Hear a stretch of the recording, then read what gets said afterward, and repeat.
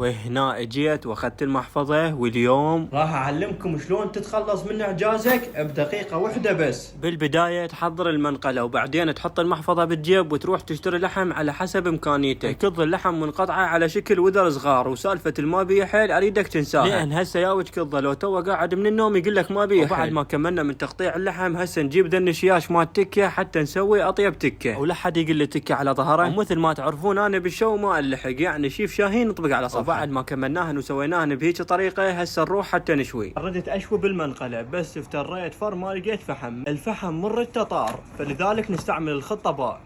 واتحدى بيت عراقي ما شاوين بهيك طريقة، نجيب هذا الخشب ونحرقه وننتظره لحد ما يصير فحم. سالفة ما بيه حيل انساها. وهسه نجيب الشياش ونخليهن هيك، بس هيك النار بعيدة عليهن ومن دبش يستوون، فقررنا نمطلهن بهيك طريقة. وانت ايش منتظر بعدك ما حاط لايك؟ اهو نسينا نحط ملح. خلونا ناكل ليمون على ما يستوون. قولوا لي من يحب الليمون؟ هنا استوين وبالعافية مقدمة. وهنا نرتب الصينية مالتنا وتكمل، وانت ضربت عصفورين بحجر، همين داريت بطنك وهمين كسرت الاعجاز مالتك. استوني قلت يا الله ورد تاكل، شو ما احس لك الا هذا فوق منين اجى ما ادري. قبل قال لي انت اخوي، ايش دريت انت اخوي لو اخوي، وما احس لك الا قبل قال اخوي الزود وحزام الظهر انا شاد ظهري بيك. صدقون الطعم خرافي. وهسه يجيك واحد يقول لك انا ما احب اللحم. والله هذا شو تحاكي؟ كتبوا لنا بالتعليقات، وانتم حطوا لايك وانتظرونا بالفيديو الجديد.